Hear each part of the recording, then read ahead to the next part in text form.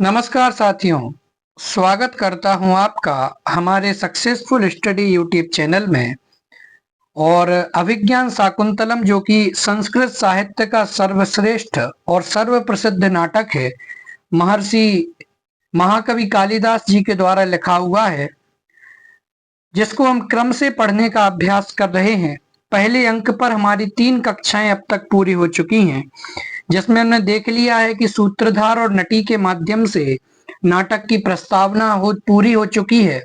उसके बाद में हाथ में धनुष बाण को लेकर के अपने सारथी के साथ राजा दुष्यंत का प्रवेश होता है और वे एक मृग का अनुसरण करते हैं, यानी उसका शिकार करने के लिए उसके पीछे पीछे दौड़ते हैं।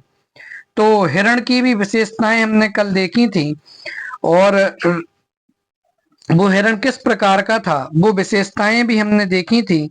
और घोड़ों की विशेषताएं भी, जो कि राजा दुष्यंत के रथ में लगे हुए घोड़े हैं, उनकी विशेषताएं भी हमने देखी थी।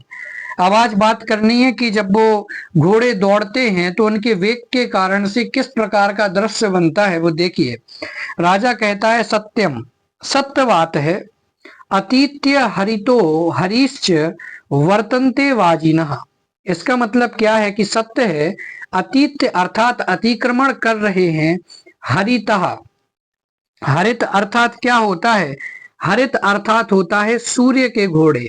हरित अर्थात सूर्य के घोड़े आपको लेना है, सॉरी, हरित अर्थात होता है सूर्य, ठीक है ना।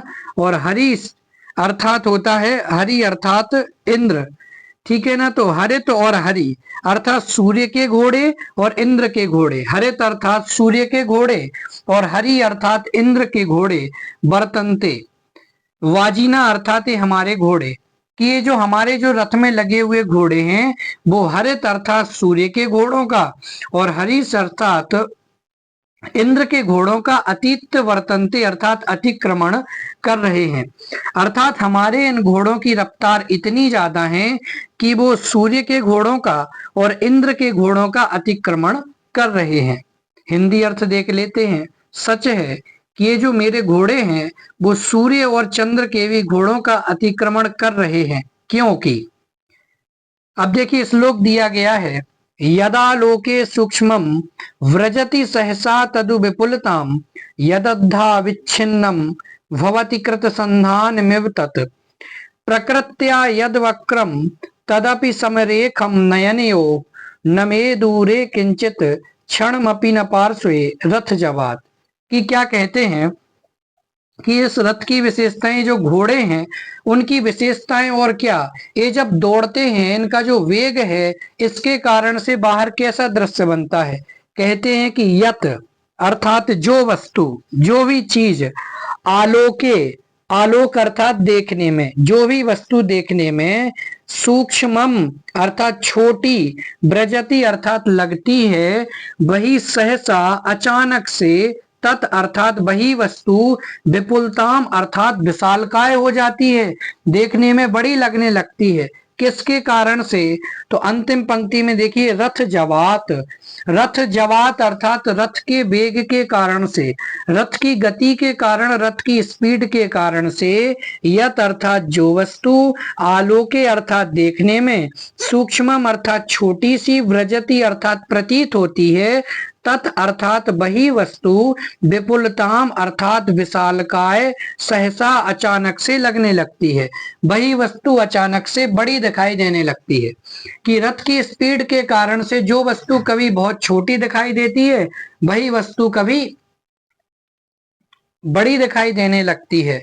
और क्या कहते हैं, यत अर्थात जो वस्तु, यत अर्थात जो वस्तु, और इसमें से क्या निकलेगा, अद्धा, कि जो वस्तु, अद्धा अर्थात वस्तुतः, जो वस्तु वस्तुतः, विच्छिन्नम मतलब विभक्त, अलग अलग भवती अर्थात दिखाई देती होती है, कि जो वस्तु वस्तुतः वास्तव में अलग होती है, तत् वही वस्तु कृत संधानम एव, अर्थात जैसे उसमें संधान कर दिया गया हो, जोड़ लगा दिया गया हो, उसके समान दिखाई देने लगती है।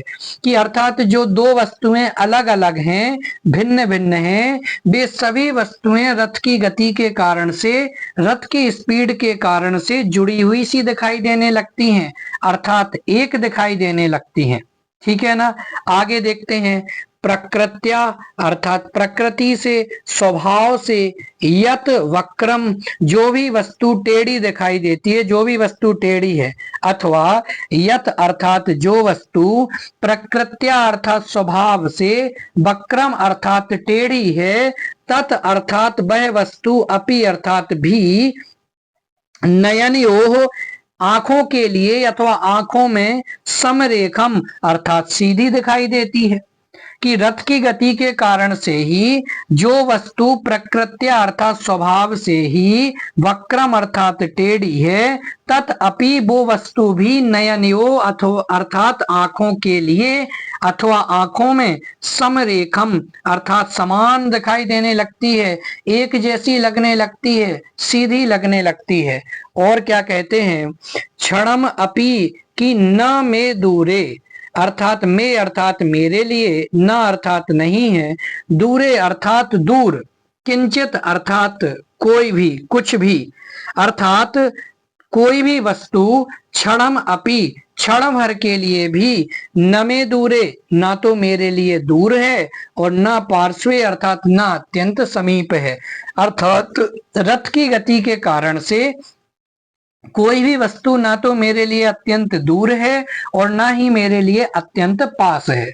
तो यहाँ पर रथ में जो जुते हुए घोड़े हैं, जब वो इतनी स्पीड के साथ दौड़ते हैं कि वो सूर्य और चंद्र के, इंद्र के भी घोड़ों का अतिक्रमण कर रहे हैं, तो उस रथ की स्पीड के कारण से कितनी विशेषताएं बताई कि जो वस्तु देखने में अत्यंत छोटी लगती है, वही रथ की स्पीड के कारण से अचानक ही विशालकाय दिखाई देने लगती है।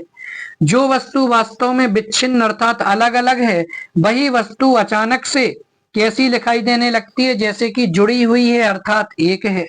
जो वस्तु वास्तव में स्वभाव से ही टेढ़ी है, वही वस्तु आंखों के लिए समरेखम अर्थात समान रेखा वाली दिखाई देने लगती है, सीधी दिखाई देने लगती है। और इस रथ की गति के कारण से ना तो कोई भी वस्तु मेरे लिए थोड़ी भी और दूर है, क्षण भर के लिए दूर है, और क्षण भर में ही वही वस्तु मेरे पास दिखाई देने लगती है। अर्थात ना तो मेरे लिए कोई वस्तु दूर है और ना ही मेरे लिए कोई वस्तु अत्यंत पास है, अत्यंत निकट है। इस प्रकार से चलिए अन्वय के माध्यम से भी अर्थ देख लेते हैं। रथ जवात अर्थात रथ के वेग के कारण से, यत अर्थात जो वस्तु, आलोके अर्थात प्रकाश में, देखने में, सूक्ष्म अर्थात छोटी दिखाई देती है, तत् अर्थात वही वस्तु, सहसा अर्थात अचानक, विपुलता अर्थात विशालता को, विशाल आकृति को, वृजति अर्थात प्राप्त हो जाती है। यत अर्थात जो वस्तु, अद्धा यानी कि वस्तुतः, विच्छिन्न अर्थात विभक्त दिखाई देती है, तत् अर्थात वही वस्तु, कृत संधानम एव जुड़ी हुई सी अथवा एक ही भवती अर्थात हो जाती है। यत अर्थात जो वस्तु, प्रकृत्या वक्रम प्रकृति अर्थात स्वभाव से ही टेढ़ी है, तत् अर्थात वही वस्तु भी, नयनयो समरेखम आंखों के लिए सीधी लगने लगती है। मेरे लिए क्षणम अपि किंचित न में दूरे, क्षण भर के लिए भी कोई वस्तु मेरे लिए ना तो दूर है और न चा पार्श्वे अस्ति, और ना ही मेरे लिए अत्यंत पास है। हिंदी अनुवाद देख लेते हैं। रथ के वेग से जो वस्तु देखने में सूक्ष्म प्रतीत होती है, वो वस्तु सहसा ही विशाल हो जाती है। जो वस्तु वस्तुतः विभक्त, टूटी हुई है, वह जुड़ी हुई सी हो जाती है। जो वस्तु स्वभावतः टेढ़ी है, वो भी आंखों के लिए सीधी सी हो जाती है। क्षण भर के लिए भी कोई भी वस्तु ना तो मुझसे दूर है और ना ही मेरे लिए पास है। इस प्रकार से नौवा छंद देखा। अब देखिए आगे क्या कहता है। राजा सूत से कहता है सारथी से कि सूत, पश्यैनम व्यापद्यमानम, व्यापाद्यमानम अर्थात मारे जाते हुए, व्यापाद्यमानम अर्थात मारे जाते हुए। तो राजा किसको मार रहा है? हिरण को। तो वो कहता है सूत अर्थात हे सूत, हे सारथी, पश्य अर्थात देखो, एनम अर्थात इस, व्यापाद्यमानम मारे जाते हुए हिरण को, कि हे सूत इस मारे जाते हुए हिरण को देखो। इति इस प्रकार से सरसंधानम, सरसंधानम अर्थात बाण को चढ़ाने का, नाट्यति अर्थात नाटक करता है, अभिनय करता है। तो सूत इस प्रकार मारे जाते हुए हिरण को देखो, ऐसा कहकर के राजा दुष्यंत बाण चढ़ाने का अभिनय करने लगता है। तो नेपथ्य रंगमंच पर्दे के भीतर से ही आवाज आती है, भो भो राजन अर्थात हे राजन, आश्रम मृगोयम, ये आश्रम का मृग है, आश्रम का हिरण है, न हंतव्यो, इसे नहीं मारना चाहिए, इसे नहीं मारना चाहिए अर्थात इसे मत मारो, इसे मत मारो। तो नेपथ्य से ही आवाज आती है, रंगमंच से ही, पर्दे के भीतर से आवाज आती है कि हे राजन, ये तो आश्रम का हिरण है, इसे मत मारो, इसे मत मारो। नेपथ्य में हे राजन, ये आश्रम का मृग है, इसे मत मारिए, मत मारिए। सूत क्या कहता है, आकर्ण्य अवलोक्य चा, आकर्ण्य अर्थात सुनकर, चा अर्थात और, अवलोक्य अर्थात देखकर, सुनकर और देखकर, आयुष्मान की अर्थात हे आयुष्मान, हे राजन, अस्य खलुते वाणपथवर्तिनः कृष्ण सारस्यांतरे तपस्विना उपस्थिता, की अर्थात ते अर्थात तुम्हारे, और कि सबसे पहले बाण पथवर्तिना, कि बाण के मार्ग में स्थित या बाण के लक्ष्य में स्थित ऐसे कृष्ण सारस्य अंतरे, कृष्ण सार मृग, और ते अर्थात तुम्हारे, आपके, अंतरे अर्थात बीच में, तपस्विना उपस्थिता अर्थात तपस्वी उपस्थित हो गए हैं। कि वो कहता है कि हे आयुष्मान, इस बाण के लक्ष्य में स्थित जो हिरण है, ऐसे इस हिरण और आपके बीच में तपस्वी लोग आ गए हैं। तो क्या हुआ, राजा सबम ससंभ्रमम अर्थात एकदम से चकित हो जाता है, घबरा जाता है, और घबराहट के साथ कहता है, तेन ही प्रग्रह्ययंताम बाजिनः, कि तो फिर तो बाजिनः प्रग्रह्ययंताम अर्थात तो फिर निश्चय ही इन घोड़ों को रोक दो। घबराहट के साथ कहता है कि तब तो इन घोड़ों को रोको। सूत तथा अर्थात अच्छा, इति रथम स्थापयति ऐसा कहकर के रथ को रोक देता है। तो सारथी भी अच्छा, राजा की आज्ञा का उल्लंघन कैसे करेगा, तो अच्छा ऐसा कह करके रथ को रोक देता है। इसके बाद क्या होता है, ततः प्रविशत्यात्म आत्मना तृतीयो वैखानसः, इसके बाद वैखानस अर्थात तपस्वी, वैखानस अर्थात क्या होता है, तपस्वी, प्रविशति अर्थात प्रवेश करता है, ततः अर्थात इसके बाद, आत्मना तृतीया मतलब अपने को लेकर के ऐसे तीन तपस्वी, माने वो तपस्वी और उसके साथ दो और शिष्य। तो आत्मना तृतीय अर्थात अपने साथ और दो शिष्यों को लेकर के वो वैखानस अर्थात तपस्वी प्रवेश करता है।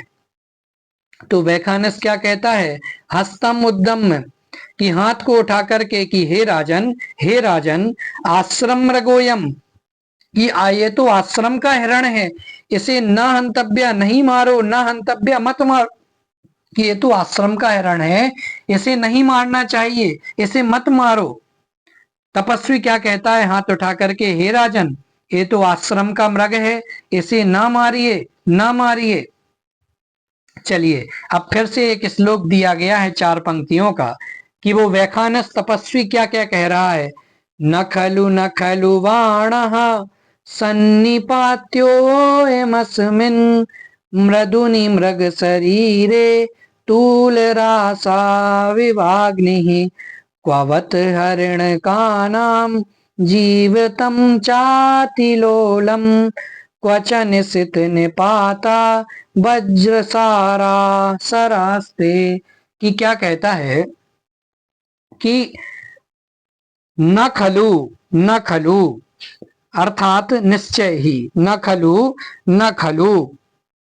अर्थात न खलु न, ऐसे यहां से देखिए, अस्मिन अर्थात इस, मृदुनी अर्थात कोमल, इस कोमल सुकुमार या अत्यंत कोमल, मृग शरीरे अर्थात हिरण के शरीर पर, इस अत्यंत कोमल हिरण के शरीर पर तूल रासा विवाग्नि, जब इसको तोड़ेंगे तो इसका निकलेगा तूल रासव एव अग्नि।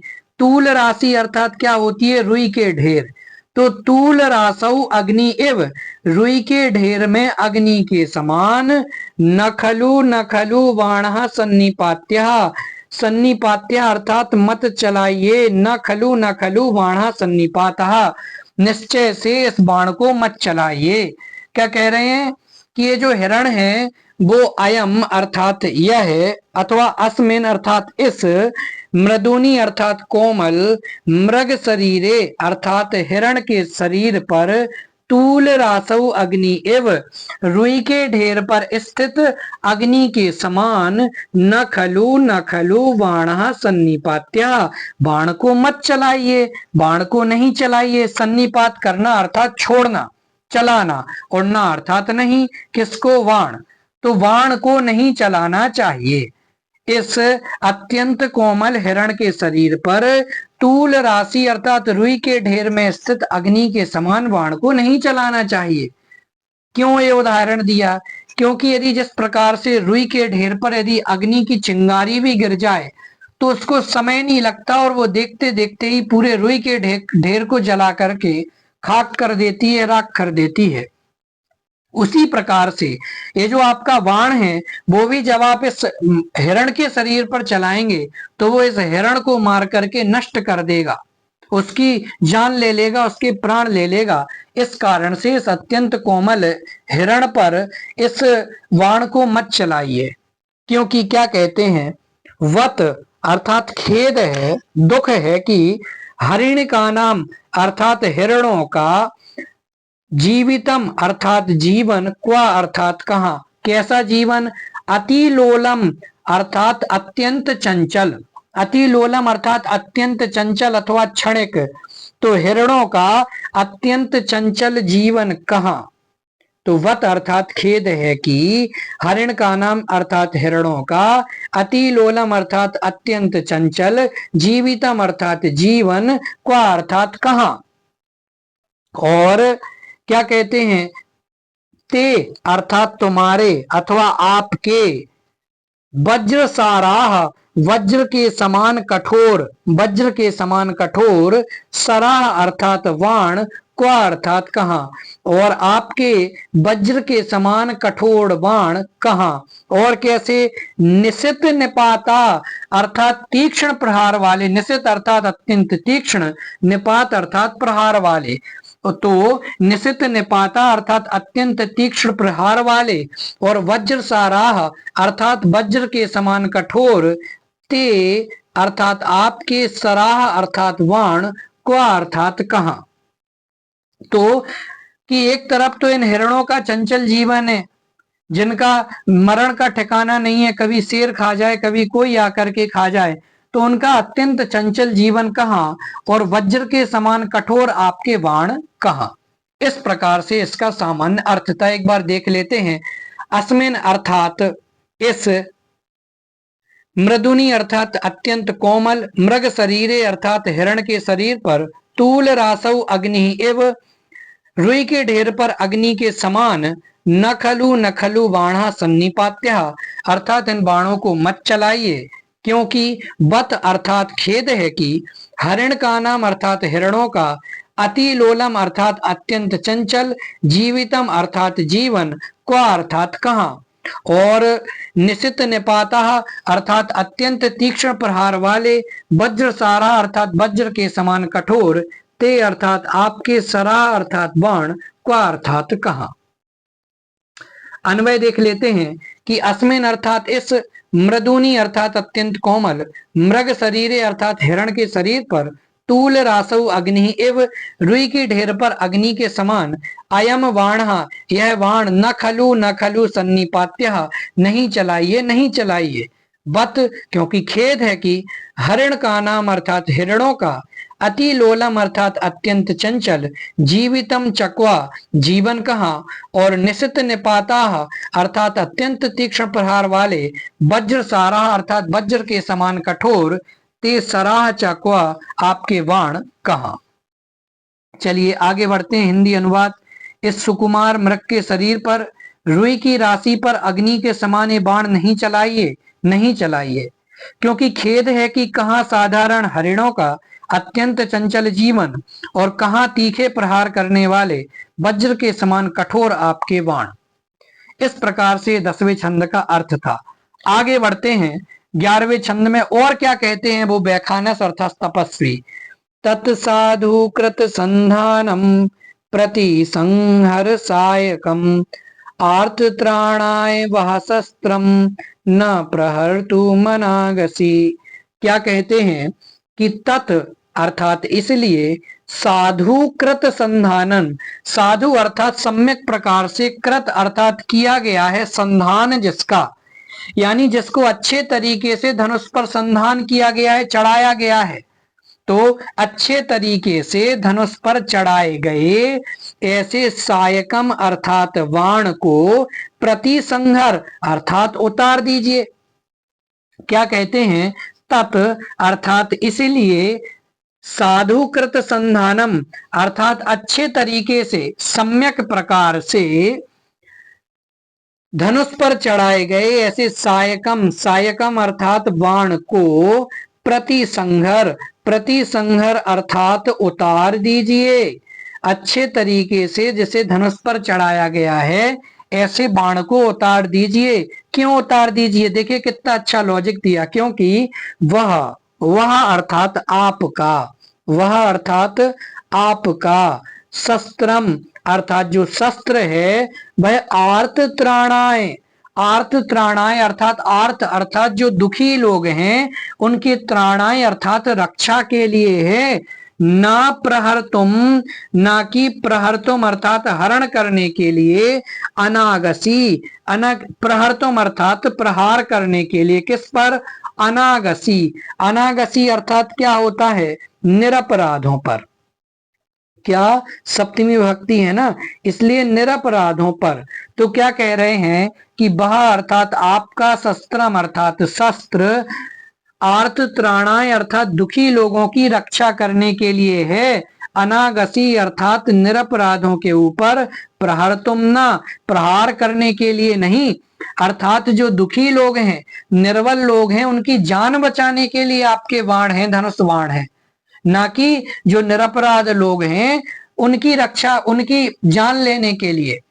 तो ये हिरण तो अत्यंत निरपराध है, इसका क्या कसूर है, इसको छोड़ दीजिए, ठीक है ना। तो क्या अर्थ हुआ, तत् अर्थात इसलिए साधुकृत संधानम अर्थात अच्छे तरीके से धनुष पर चढ़ाए गए सायकम अर्थात बाण को प्रति संगर अर्थात उतार दीजिए, क्योंकि वह अर्थात आपका शस्त्रम अर्थात शस्त्र आर्त त्राणाय अर्थात दुखी लोगों की रक्षा करने के लिए है, न अर्थात नहीं, अनागसी अर्थात निरपराधों पर, प्रहर्तुम अर्थात प्रहार करने के लिए, ना कि निरपराधों के ऊपर प्रहार करने के लिए है। अन्वय देख लेते हैं।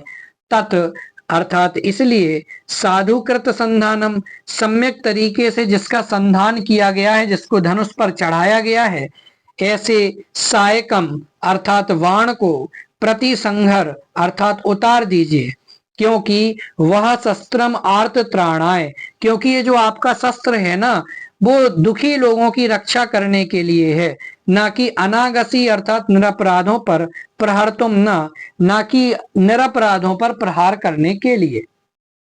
हिंदी अनुवाद देख लेते हैं। इसलिए अच्छी तरह धनुष पर चढ़ाए हुए अपने वाण को उतार लीजिए, क्योंकि आपका शस्त्र पीड़ितों की रक्षा करने के लिए है, निरपराधों के ऊपर प्रहार करने के लिए नहीं। तो राजा एस प्रतिसंहृता, ये उतार लिया अर्थात उन तपस्वियों के सामने बाण उतार देता है। तो इति यथोक्तम करोति, ऐसा कह करके बाणों को उतार लेता है। तो राजा क्या कहता है, ये उतार लिया, ऐसा कहकर कथन अनुसार करता है, अर्थात बाण को धनुष पर से उतार लेता है।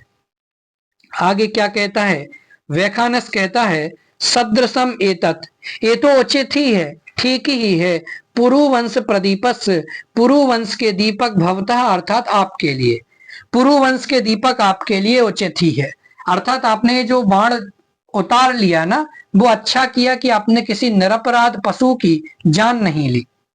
अब फिर से व्याख्यानस एक श्लोक बोलता है, जन्म यस्य पुरोर्वंशे युक्त रूपमिदं तव पुत्रमेवं गुणोपेतम चक्रवर्तिनमाप्नुहि। क्या कहते हैं कि जन्म अर्थात जन्म हुआ है, यस्य अर्थात जिसका, पुरोह वंशे अर्थात पुरु के वंश में, अर्थात जिसका राजा पुरु के वंश में जन्म हुआ है। तो किसका जन्म हुआ है? राजा दुष्यंत का। जिस राजा दुष्यंत का महाराज पुरु के वंश में जन्म हुआ है, ऐसे तब अर्थात आपके लिए, इदम अर्थात यह, युक्त रूपम उचित ही है। अर्थात जिस राजा दुष्यंत का महाराज पुरु के वंश में जन्म हुआ है, ऐसे आपके लिए उचित ही है। ठीक है ना। और क्या कहते हैं? एवं गुणोपेतम, जैसे गुण आपके हैं इसी प्रकार के गुणों को उपेत अर्थात प्राप्त, पुत्रम अर्थात पुत्र को, कैसे? चक्रवर्तीनम, चक्रवर्ती पुत्र को आप नुही अर्थात प्राप्त करें। कि जिस प्रकार से आपके गुण हैं, जिस प्रकार से आपके लक्षण हैं, ऐसे इसी प्रकार के लक्षणों से युक्त, ऐसे इसी प्रकार से गुणों से युक्त चक्रवर्ती पुत्र की प्राप्ति करें। तो देखिए, अब तक राजा दुष्यंत के किसी भी रानी से, अभी आपको पता चलेगा हंस पदिका इत्यादि जो उनकी रानियां हैं, उनके किसी भी रानी से अभी पुत्र की उत्पत्ति नहीं हुई है, पुत्र उत्पन्न नहीं हुआ है। लेकिन अब यहाँ पर बैखानस ने, तपस्वी ने आशीर्वाद दे दिया कि आप इस प्रकार के गुणों से युक्त चक्रवर्ती पुत्र की प्राप्ति करें। तो अब उसी हिसाब से पूरी कहानी आगे बढ़ेगी और चक्रवर्ती पुत्र, सर्वदमन नाम का पुत्र, भरत नाम का पुत्र इनको प्राप्त होगा। ये पूरी स्टोरी आपको समझ में आएगी, लेकिन कब समझ में आएगी? जब आप हमारे साथ अंत तक जुड़े रहेंगे। तो यस्य अर्थात जिस राजा पुरु का जिस राजा दुष्यंत का पुरोर वंशे अर्थात राजा पुरु के वंश में जन्म अर्थात जन्म हुआ है, ऐसे तब अर्थात तुम्हारे लिए, आपके लिए, इदम युक्त रूपम यह ठीक ही है, एवं इस प्रकार के गुणोपेतम गुणों से युक्त चक्रवर्तीनम चक्रवर्ती पुत्रम अर्थात पुत्र को आपनु ही अर्थात आप प्राप्त करें। अन्वय देख लेते हैं। यस्य अर्थात जिसका पुरोह वंशे जन्म, राजा पुरु के वंश में जन्म हुआ है, ऐसे तब अर्थात तुम्हारे लिए, इदम युक्त रूपम यह उचित ही है, एवं गुण उपेतम इसी प्रकार के गुणों से युक्त चक्रवर्तीनम पुत्रम आपनु ही आप चक्रवर्ती पुत्र को प्राप्त करें। हिंदी अनुवाद देख लेते हैं। जिसका पुरु के वंश में जन्म हुआ है, ऐसे आपके लिए अत्यंत उचित है, आप इसी प्रकार के गुणों से युक्त चक्रवर्ती पुत्र की प्राप्ति करें। तो इस प्रकार से 9, 10, 11, 12 नंबर का श्लोक देखा। अब देखिए, पुरु वंश की कहानी आपको नहीं पता हो तो प्राचीन काल में क्या कि भारतवर्ष में 2 प्रमुख राजवंश थे, एक तो चंद्र वंश था और एक सूर्य वंश था। ये जो राजा पुरु और राजा दुष्यंत की चर्चा आ रही है, वो एक चंद्रवंशी राजा है। देखिए, अत्रि के पुत्र थे सोम। किसके? अत्रि के पुत्र थे सोम। और ये सोम अर्थात जो चंद्र थे, यही चंद्र वंश के संस्थापक हैं। इनकी वंश परंपरा की यदि बात करें तो देखिए, सोम के पुत्र कौन थे? बुध के पुत्र कौन थे? पुरुरवा के पुत्र कौन थे? आयु के पुत्र कौन थे? आयु के पुत्र थे ययाति। अब ययाति के कितने पुत्र थे? ययाति के 5 पुत्र थे। कितने पुत्र थे? 5 पुत्र थे, जिनमें से एक तो पुरु और एक यदु, 2 नवीन कुलों के संस्थापक हुए। पुरु से तंसु, अनिल, दुष्यंत और भरत नाम के पुत्र हुए थे। ठीक है ना। तो इन्हीं पुरु की संतान थे कौन? पुरु की संतान थे दुष्यंत थे। ठीक है ना। पुरु की संतान कौन थे? दुष्यंत थे। चलिए, इस प्रकार से सामान्य कथन अभी मैंने आप सभी के सामने रखा। जो आपका 12 नंबर का श्लोक है वो पूरा हो चुका है। अब इसी प्रकार से क्रमशः लगभग 4-4 श्लोकों को करते हुए हम आगे बढ़ेंगे और लगेंगी और कुछ कक्षाएं और लगेंगी, अपना पहला अंक पूरा हो जाएगा। वैसे प्रयास करेंगे कि रोज ही आप सभी के सामने अभिज्ञान शाकुंतलम की एक कक्षा को लेकर के आए, लेकिन फिर भी जब जब भी जैसे जैसे समय मिलेगा हम आप सभी के सामने निश्चित रूप से कक्षाएं लेकर के उपस्थित होंगे। धन्यवाद।